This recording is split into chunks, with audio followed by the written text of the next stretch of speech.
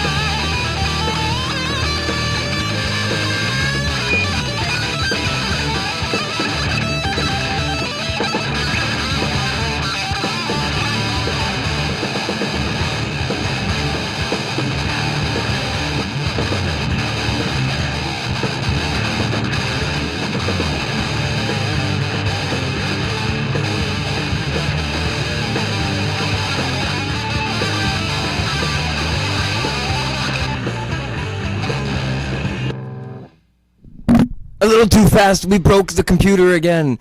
Would you hear that? Listen to that.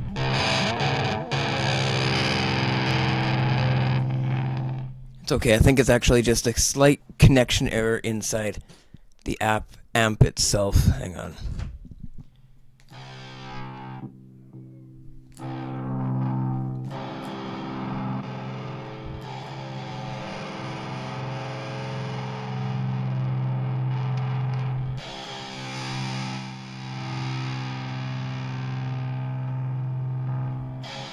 All we gotta do is earn it back. That's okay. We'll try our best. Let's see what we can do.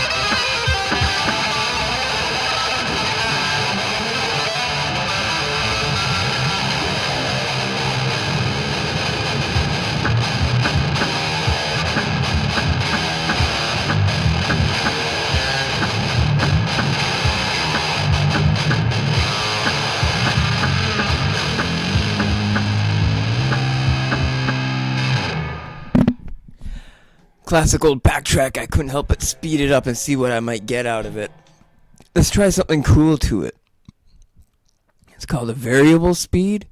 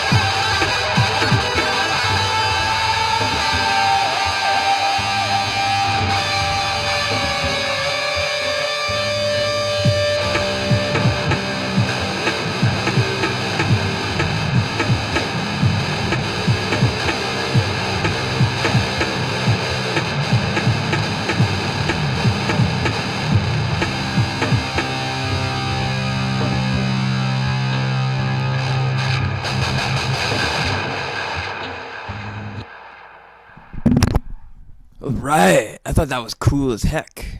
I thought it was really cool. Now, I got a bit of extra clipping on my mic. Hopefully, it's not too loud or anything like that. Honestly, it probably popped a whole bunch, but that's okay. We're used to it. It's just that crazy hip hop track. I don't know what it is exactly. I know it's about a 3-to-4 ratio of a simple 2-set rhythm. Perfect to orchestrate your mind away to while you're at work and you're buzzing around with everything. So, of course, I'm just going to move over here, back to the stuff. And I'm not going to click on any of these at the moment, but I am just going to play the guitar for a bit.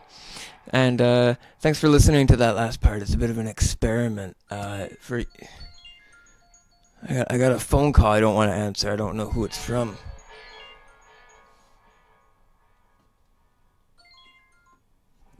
Silent mode that. I got a really bad ringtone. I have to change that. Anyway, before I switch over to the acoustic, I'm gonna go ahead and just turn up the effects, and we're gonna have a simple guitar session here in a tone that I'm really familiar with using. I started using that tone when I first got this thing. I was trying to synthesize a similar tone in a Marshall. And it's going to be kind of awkward and weird, but I got a whole new guitar, so maybe let's just try it out and see what I sound like, right?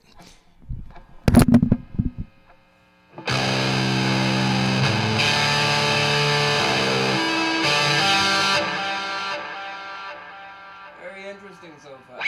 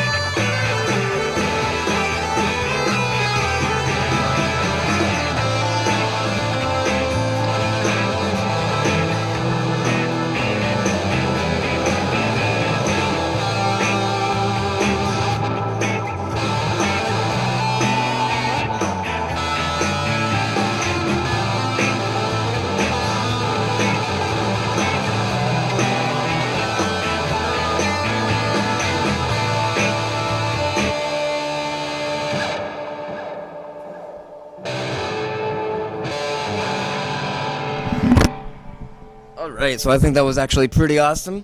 And I'm just going to move over to the acoustic guitar here. Bear with me as I switch over and I do nothing but complete the auditorization-ing of my voice here that I do. Because there is earthquakes, there are typhoons, there are floods, and there are tsunamis. And all they have to do now is get over the last hump of transitioning between the sweet, beautiful music that I was just playing and the next transition of sweet, beautiful music that I'm going to be playing without so much as dying or falling apart. We'll see you in the next couple seconds.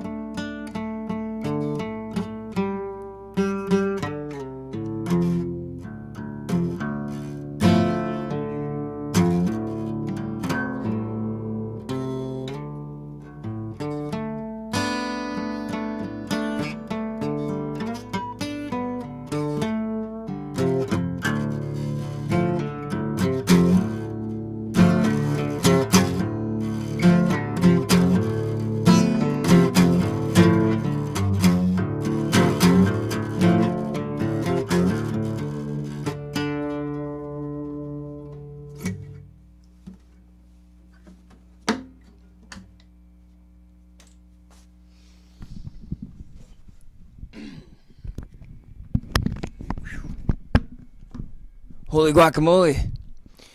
I don't know what just happened, but I think we blew over every dust field there was. That one felt pretty awesome. So we got the blues tone, we got the hip hop tone, we got everything moving on fast. I do believe today's episode is our 12th episode. It is near the end of October. We're getting really close to Halloween. And Halloween is something I've been looking forward to since last Halloween because I love Halloween. So happy Halloween. And if you want to scroll down, scroll, take a look at my King Diamond episode on Rock with Sambongo, Season 2. Super Halloweeny. Go ahead and listen to that. If you don't know who King Diamond is, go ahead and take a look at King Diamond. He's got some crazy stories for you to tell and listen to. And the guy is a champ. He's a real heart-filled singer. And, well, anyway, that about concludes it. I kind of want to go and take a look through some of the other backtracks here that I usually hit up.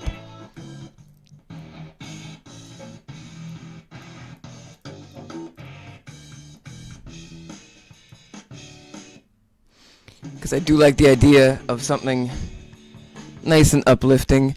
And I'm just going to finish it off with a few extra flashy guitar solos. And then we're going to go over to the music theory section. I'm going to try my best to add anything that I didn't had already. Maybe a quick re-lesson. And then, of course, finally, I'll see if I can make something. I don't know. Maybe not. We'll see.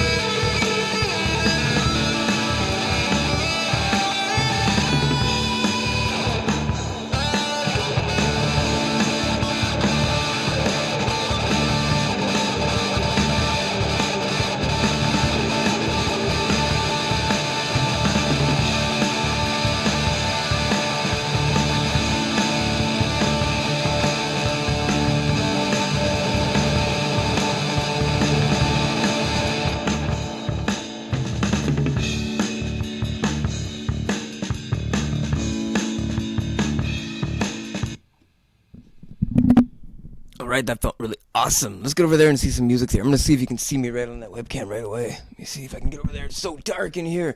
Where are you? Oh my god. No, wait.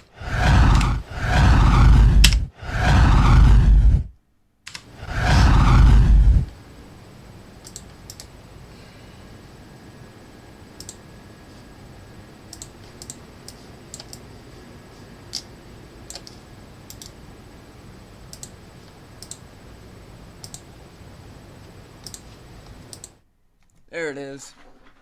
You know what? It was on the other one.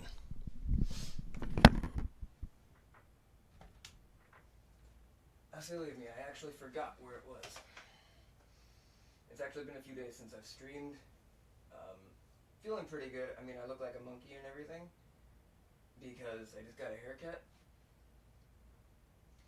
But yeah, I'm changing up the vibe a little. I got a blue light instead of all that crazy right in your face red. Anyway, so music theory wise, we're gonna look at a few things here now. Basically, what we've already looked at so far was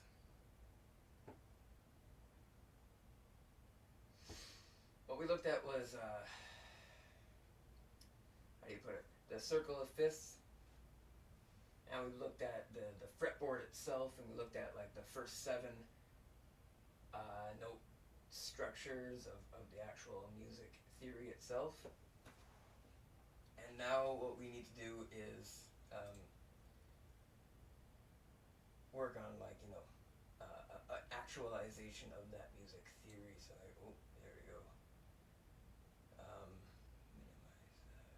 Now I need a display capture. I'm sorry. I'm really kind of new to this. There we go. Yeah. Much better. Okay, so I'm going to pop this down here. This is it. Look at our nice little folder. It's so filled with all kinds of stuff.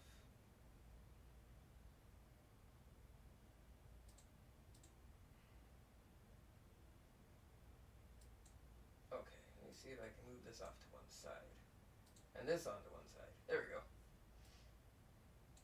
So this is our music folder, and it's got all kinds of like weird things, and none of this is actually really important for the musical theorization and whatnot. It's actually extra pieces. Like this here is Skip James. Skip James, right? Blues musician. A man who knew virtually no music theory. A man who did not understand what dominant modes are and what minor scales. He probably knew what the minor scale was, but he probably didn't actually know how to use the minor scale. He probably just knew like that maybe this one was once called the minor scale. Right? This gentleman learned how to play by ear. That's basically the point why we bring him up. And this is what Mozart may have looked like. Sorry. Beethoven, he learned by ear, and he didn't even have ears. I mean, he had ears, but they were deaf. So basically, what I'm trying to say is all that music theory that we did learn, as cryptic as it might be, we're just here to clear up some of the details to make sure this is a lot easier. This is our circle. That's our anomaly that we needed. And this is the legend that contains the anomaly. Now, the only hard part to see is the legend itself, and then the anomaly in the middle is what we're working with. So we can see it a little clearer now. And that's definitely something that you would consider working on, except for the actual notation of the music itself. Where this is a piano, and it should not matter necessarily if it's a piano or a guitar, because it's the same notes. So if you were to look at the C, and you count it, 1, 2, 3, 4, 5, 6, 7. Boom, 7. And you got 8, 8, and 8. One of them is the 8. We don't know which one is the 8. Is this one the 8 or is that one the 8? We don't know. So it's a 7. Because you can go up and you can come down in music. In fact, the lower you go in music, the better you get you get a clearer picture of what you're doing in the higher ranges. You can take it slower You don't have to like shred super fast. You can make a melody, and melodies are what made music in the first place. So the lower your registry is, the clearer your melodic sequences are going to be, in theory. And oh yes, it was one of these things. Thanks for the comment. That's very nice of you. Anyway, so what we have is our scale. This is a very simple scale. The E major scale starts here on 0 in the tab. E way down here. Take a look at that. You are 3 full bars beneath the standard. Bloody heck, what is that? An F? No, that's not an F. That's an F sharp, F flat. I can't remember sometimes. That's how bad I am at that. Anyway, all I gotta know is remember its face. F-A-C-E. And then below F is a G, I think. So, no. G, F. F, G. Right? E. E. No. E, F. Yeah. So F flat. Well, anyway, we can go find that out here. But that's just, for an example, it happens. Sometimes you just look right here, and it's an E. And that's an F sharp, and that's an F on there. F, A, C, E does not equal face. You may be wondering, what is going on there? And that's because this is a scale, not the name of the notes. That's where the interesting part comes in, because what we have here is another scale, and we're way down here, and it's an E, because it's on the first one, and then yet there's an E all the way up over, oh my god, where'd it go? There's an E all the way up over here.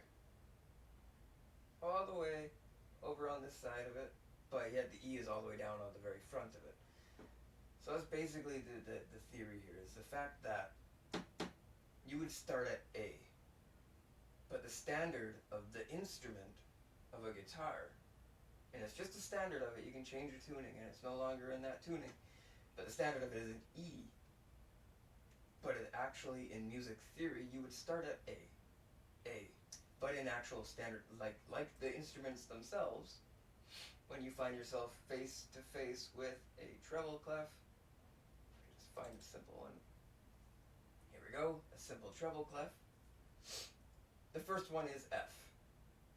And then on either side of the F, there can be a flat or sharp, but yet on the F itself will contain the sharp or the flat. So if the line here is a flat, and yet a flat can be fallen here, and the F here is a flat, and they are both F flat, but they are both in different positions, and yet the octave below it is actually 5 or 6 bars lower, and a whole octave cycle below that. Where's the connection? Where's the problem? And why is it like that, right? Because if you've noticed, over here, F, and then E, not an F sharp, not an F flat. Even though E would be an F flat, and on the rest of this diagram here, there is no F flat. There's no F flat on this. I've checked a bazillion times because I've been doing it my whole life, basically. But over here, just 1 fret upwards on a completely different note, where there exists a G flat, there will be an F sharp. So when you return down over to, say, here, and you look at this FACE, and you're like, that's so structured, I know it, I know that it's going to work that way. But you can basically remove all of those letters, shift them around just a little, mess up the entire face, why don't we all? And even put on something extra complicated, if you're still following me, known as a circle of fifths. And now every note who is not just in place, but moving on just a little bit here and there, just out of semitonal arrangement, octavely, harmonically apart from each other in different universes.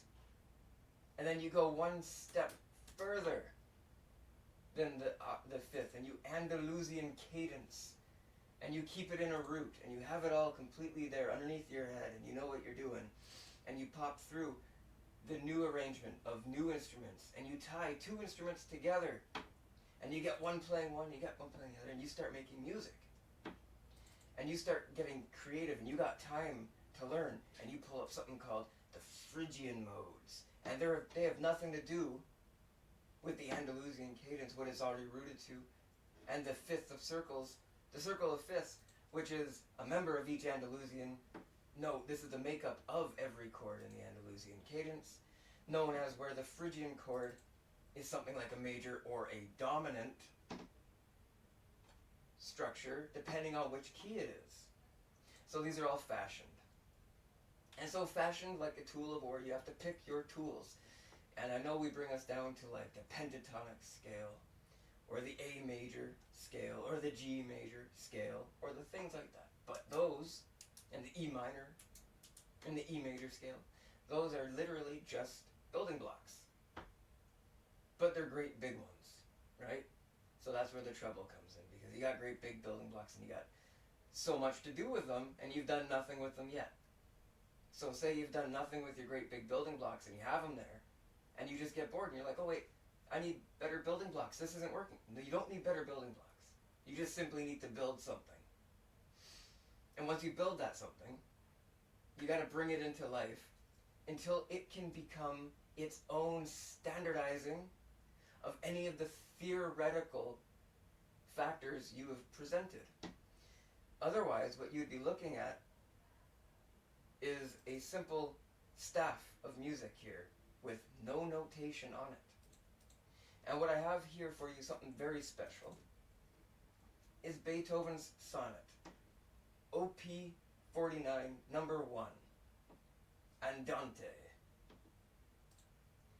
So if you look at this, and it is a most masterful design, and you're absolutely stricken by its intensity, I want you to just simply break it up.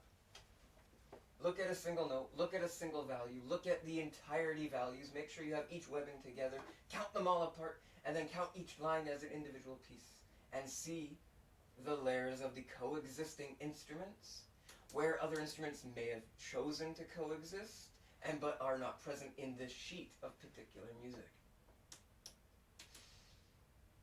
Now, if the sheet of particular music has a way to fashion away from multi-instruments, and it is a single melodic sequence, the instrument itself is open to quite the interpretation of what you have presented in front of us here.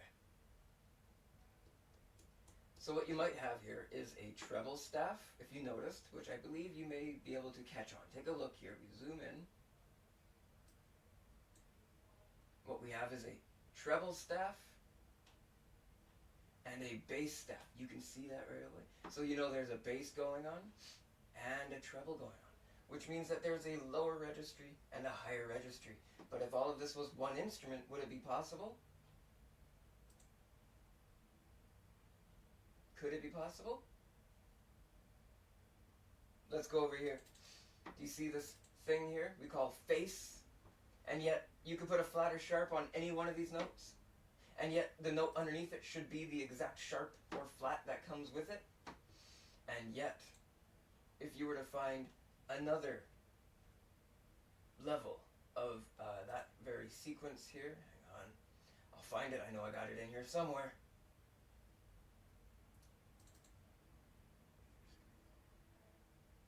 Yeah, see, that sharp right there is on the F, and it is an F sharp. So that's an E. Ooh.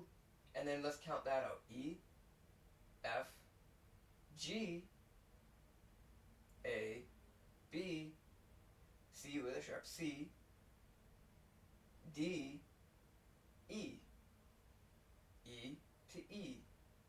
But yet we don't want the E of the face. We want what's above the E, right? F.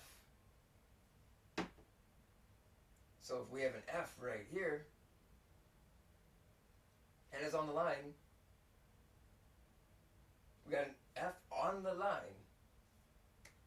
But over here, the F is not on the line, and it is sharpened. It's the registry of the higher sequence, right? Much like how there's major, major, minor, minor, major, minor, diminished.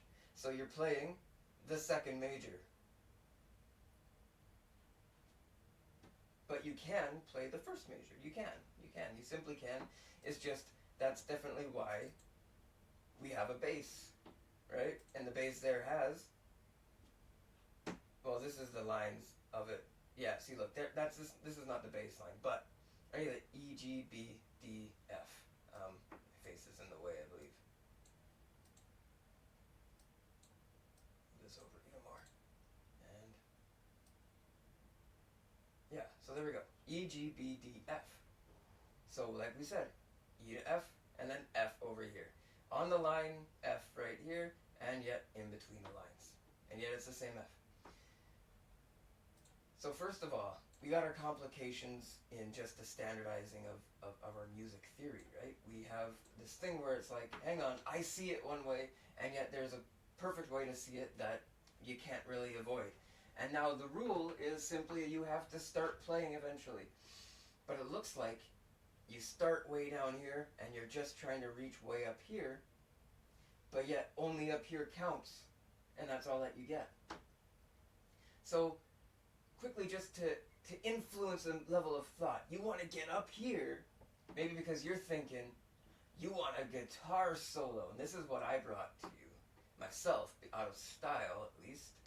This is the F Lydian mode. Now I play the F Lydian in an E minor section over here, right here at the 12th fret. I play this weird little E minor section like right here, B, C, E, F, and it's like right over here somewhere. Let me see. E minor, yeah, B, C, E, F, right here. You see this thing? I like to play that, but I like to play it way up over here in something called the Lydian mode. And so if I'm playing something super simple, 1, 2, 3, 4 notes, really simple, I love it, and I'm just hitting a note here, hammer-oning, and I'm not doing some complicated stuff, but I get complicated eventually or whatever, it's because I like to start with a simple intention to clarify some of the music for other people, and that is all. And then, of course, I can jump onto something else and shred the guitar off until the point where you cannot understand anything that's going on, and it's all one big clump. But this is where the trouble comes in. Now, if you want to remove my aspect from it, and you want to bring in your own aspects, and you're thinking, what is a mode? This is a Phrygian mode. Is it different from the Lydian mode? Look at how many there are. Well, first of all, there is this many for the Lydian mode. There is this many for the Dorian mode. There is this many for the Aeolian mode, the Mixed Lydian mode, the Hungarian mode, the Chinese mode, the Hong Kong designed, I believe, or Japanese, Tokyo designed one. I can't remember. I just said things really quickly, you know. Anyway, so there's your idea, right? Now going along with music theory, you look at your Mozart, and he's focused because he has a goal to achieve, but he's just playing a few notes, and he's just building a melody, even a melody, like we stated in the first part of the video here. This is, I believe, Vivaldi. Vivaldi came just before Johann Sebastian Bach, and he used violins, and he thought, this melody needs a rhythm. Why not start with a rhythm? And he started with a rhythm. And it was this most amazing masterpiece of rhythm instead of a melody.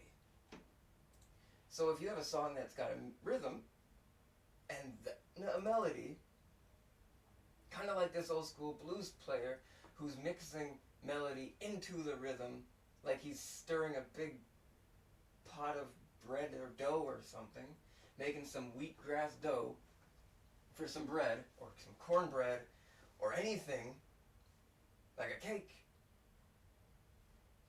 you would end up having a lot of ground to play with, because you can always make another actual melody after the statement, and the statement is only clarified by the actual theoretical design prelude to the actual instrument you are playing. And that is why there's things like the circle of fifths. We have found it, we know where it is, it's up over here in this tonal registry, and it's about this far away from each other, and that's why you got the smaller frets and the bigger frets, like we said, right? So now when you look at something like this complicated, I want you to take a quick look at this, and I want you to think. This is all the information I have right now. I can look at it as much as I want, but there is just, oh, there it is. Those are just names. Aeolian, Lydian, Mixolydian, Dorian, Phrygian, Aeolian, Locrian. These are just signatures, key signatures, intermediate or modal interchanges, taking chords from a parallel mode. So if you take a chord from a parallel mode, where they only match up by like one, what would it do to the song? Much like a blues player, right? And so with the circle of fifths and the something we like to call, an Andalusian cadence, where things are just kind of styled, like E minor, E minor, D minor, G minor, C minor, A minor, B minor, F sharp minor, C sharp minor, A flat minor, E flat minor, B flat minor, or F minor. Like I mentioned, how I like the minor chord. And I play that E major, E minor weird thing in the Lydian section. So if you take this E minor chord, and you move it all the way up there, I'm just hanging out over there, right? I'm just literally doing a little dance, right? That's all I'm doing, really. So anyway, you can make all that out of 4 chords, out of the E major scale, the scale that I'm telling you Skip James has only ever heard of because he's thought, yeah, I think I know that one. And then he goes back to playing whatever he's playing, right? It's because it means something, and you used it, and now you have something. So of course, you can't, this is the part where you gotta be quite prominent, you gotta be quite yourself, you gotta be proud, and I guess I'm not here to brush and stroke your ego until you're a very strong and developed person, as a musician and or an individual, but at the same time, if we're learning something, at least we're learning the right things at the moment. And so instead of running around with a lute on your back, a guitar, just strumming and pressing all the ladies, and getting everything exactly where they're supposed to be, exactly when they're supposed to be there. Perfect patterns that change in these weird structures. Look at this one right here. Is the exact same as the one over here. It's just down 1 step. Look at 1, 2, 3, 4 like this, and then 1, 2, 3, 4 like that. And there's a weird link just like that over here. It's all there. It's just down a step. And so you move it, and you're like, oh, wait a minute, I am using just the same building block. So anyway, you got a song in your head, you got a melody, and you got a sequence. You are young as Beethoven over here, and you can still hear. Yet, you're going to translate that information, how you're going to translate it, like Beethoven did, and we all know he was angry with his father. So as he got older, more distinguished, and at Ninth Symphony, the Ode to Joy, I do believe, is who he called Mozart. And Mozart was known as Joy, because all his music that he has ever written was entirely joyful. And when Mozart passed away, he made a tribute, the Ode to Joy, which is the ode to Mozart, who was the embodiment of joy when he went to go meet this man to teach him how to play music properly before he lost his hearing. And when he died, he was the only male role model that he appreciated because he didn't have a good father. And his music reflected that, so he wrote the Ode to Joy, which was his absolute final piece and his absolute ending, which gave him a great satisfaction, we like to think. Unlike Sir Edgar Allan Poe, who I don't think is a knight or anything, but like, he did die way before he was appreciated. So anyway, that should conclude this lesson just for now. This is a quick brief up of everything. I want to add more, but we got more episodes to make then in that case. And that's way better. I'm so happy making more episodes because these are fun. So anyway, what I'm going to do over there is I'm going to go and play the guitar. And I want you to be able to recognize some of the things I do. So I'm just going to turn a few of the tone volumes in. I'm going to turn the tone stuff up. I'm going to turn the speed up, and I'm going to turn some other stuff down. And I'm just going to hit record a few times and see what happens. And if I do make something that's cool, we'll quickly record it into here. We'll go find something. We'll put it on my YouTube channel directly, and I'll show you how to do a DIY. And just like I said, let's get over there right now. I think I finished. Let's do it. Let's do it. Let's do it. How you doing?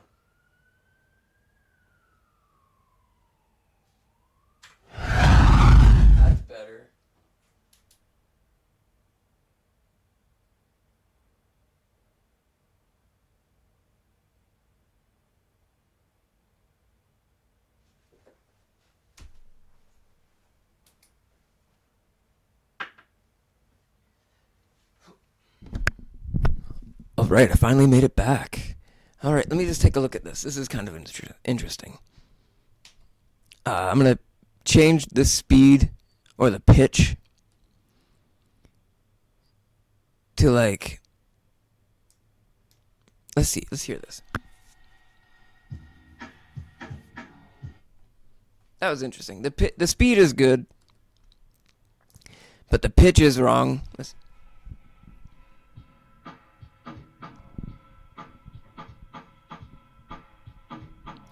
I like that. Let's try this out for a second.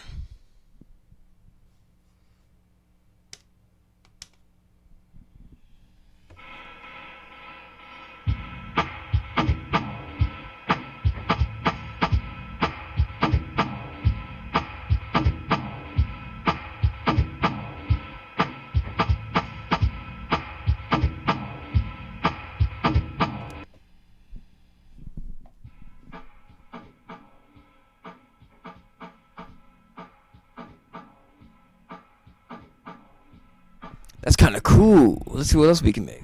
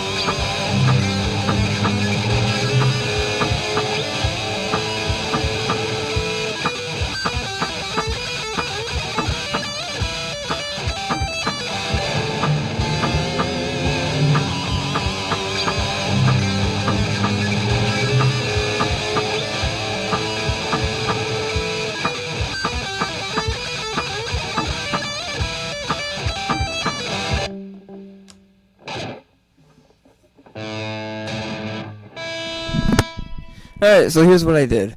I changed the pitch of the drum. Whatever the drum was doing, I just lowered the pitch. Now I can do that. A lot of people can't do that with their, but basically, I made it fall in the background.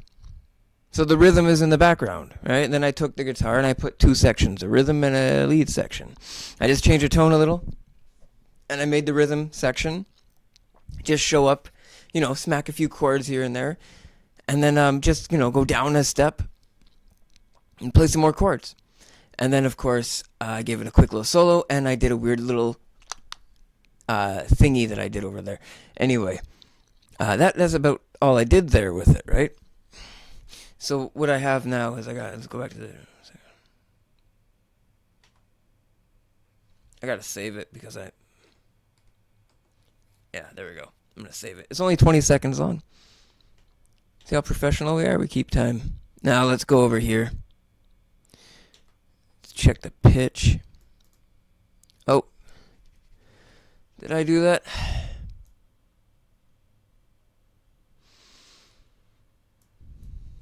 The pitch is locked until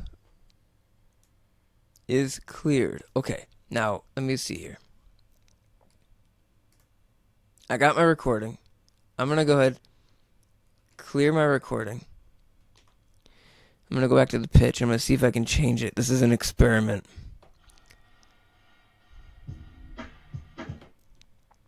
What do you know? And now we're going to open up our recording. Open that up.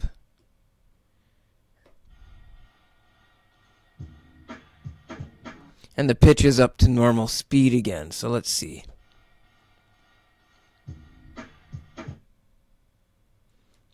Come on, recording. It won't work. Okay, so I can't overlay it with the next drum set, but it would be kind of cool, and I think you can if I record it through here, which maybe we should try that out. So let's see what happens, eh? I'm going to record it, I'm going to record that, I'm going to put them together, and let's see what it makes.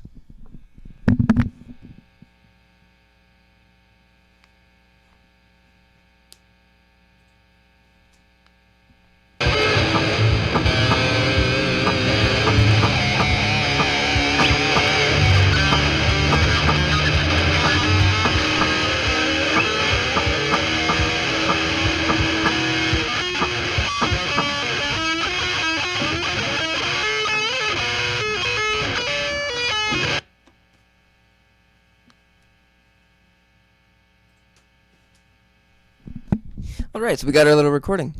And now we're going to go back over here. Let me hear this. Let me hear it. Hang on. It's the right speed, and it's the right pitch now. I had it way low. This will be really clear. Now, I don't see why there's a reason that we want to put it together like that, but we can chop it up later on. So let's try this out.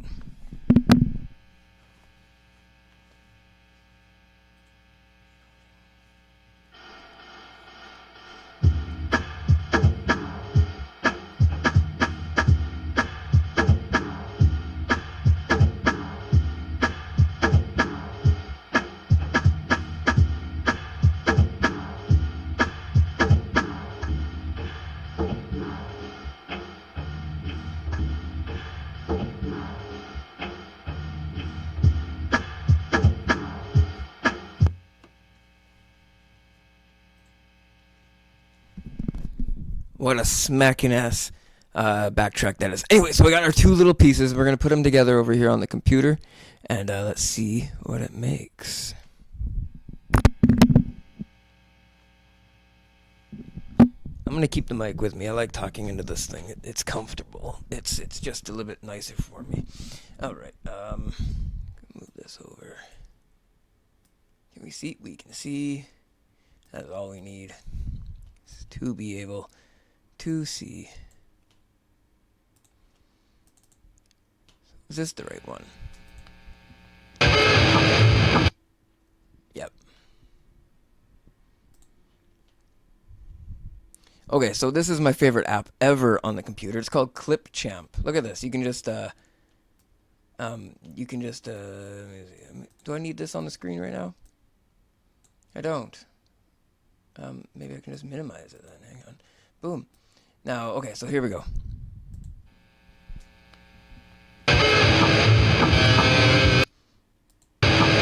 Alright, so let's just find exactly when I click that button.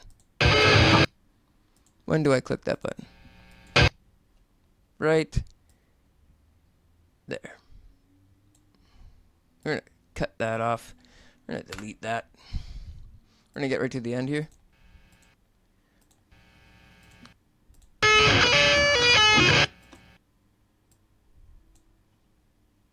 We're going to cut that off. Move that over a little. And move this. Oh, hey. What do you think you're doing? Punk. Punky McPunkerson. Okay. Yes, this one's a bit longer because I was waiting for it. So let me hear this part.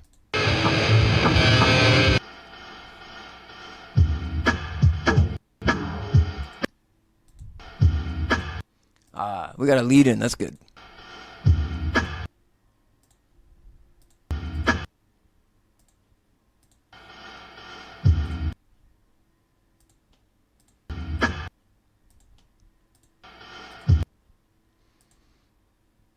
Okay, so we're going to cut right here once it's already let in. And let's hear if they line up.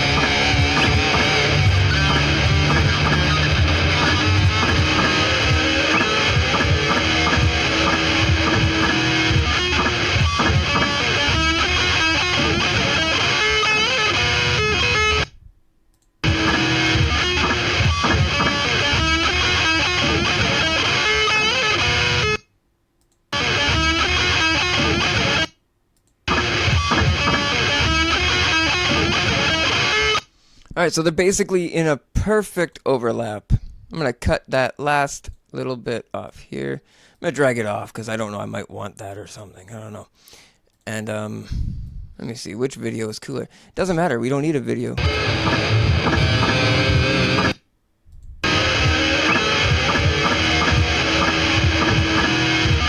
Alright, so now what we're going to do is we're going to go and scour the world for a little video to make this of. Is that offensive?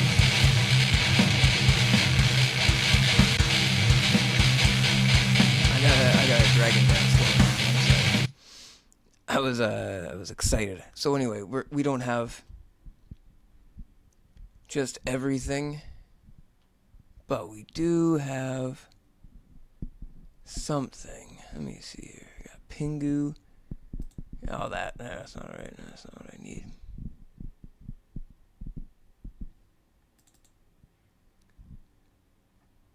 Oh, it's not there. Okay. I swear I'm going to find something. Hang on.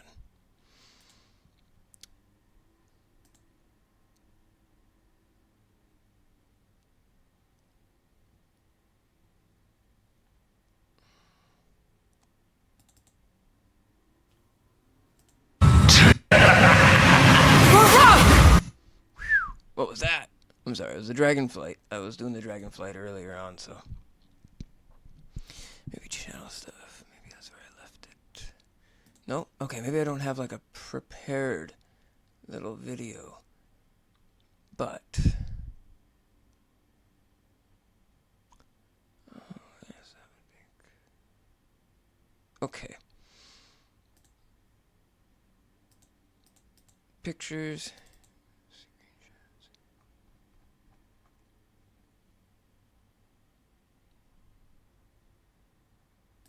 Let's grab a screenshot.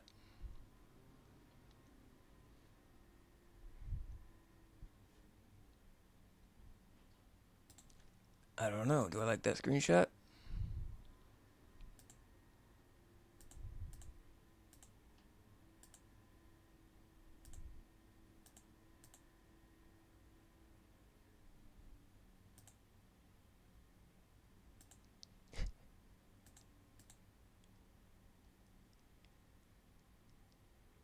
Lounging Explorer. I'm gonna take. See, I got this idea here, and it's pretty good. We're gonna take this Lounging Explorer screenshot I have. We're just gonna put it right over top of the entire video.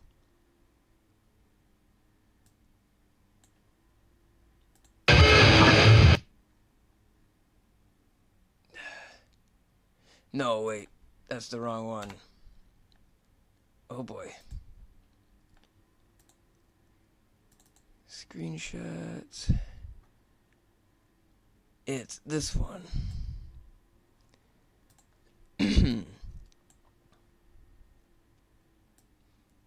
Yes. You see, I believe this one screams, "Hey, we need another drink over here."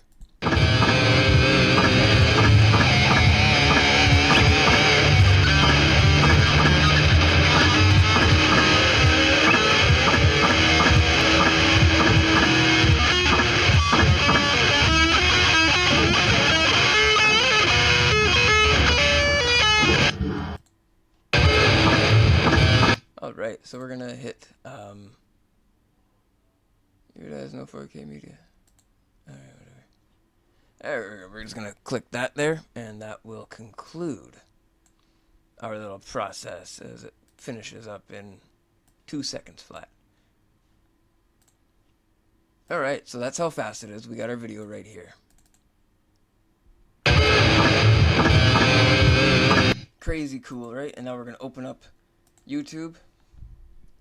Open YouTube, because that's what you gotta do, and you gotta bring it over here. You see this little button? You click upload video, just like that. And anything you want in the world, you grab that video and you just drag it into there. And now it's going, and there it is. You got our upload screen. What do you want to call this?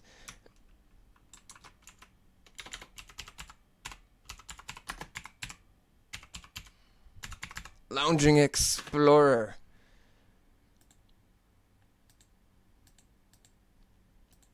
Hit public, hit upload, and kaboom. We have a brand new video up on the Sambongo Dragon.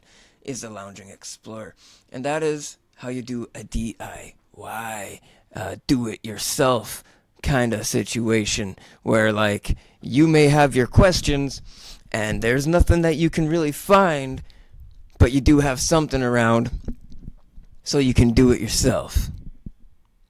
Let's keep that in mind while we just play out some music, and let's kick it off and say thank you so much for being here and whatnot, if you are, and if you're still watching, because I feel better just knowing that my videos do get some views, and they might watch it for an extended amount of time. So if they get closer to the end, keep in mind with everyone we got here. Let me see. You got that toe ring on a little too tight, I think, and maybe, there's a few other things. You drink a little too much, don't you? I can sense it. You're still there, and you need something to make you fun. But why don't you just turn on some music instead? It's going to help you out a lot in life. And eventually, you're going to look back all the time you've turned music on, and you're going to have all the questions in the world, like, why didn't I do it more? And you'll feel really smart, and you'll join the rest of society as a really smart person.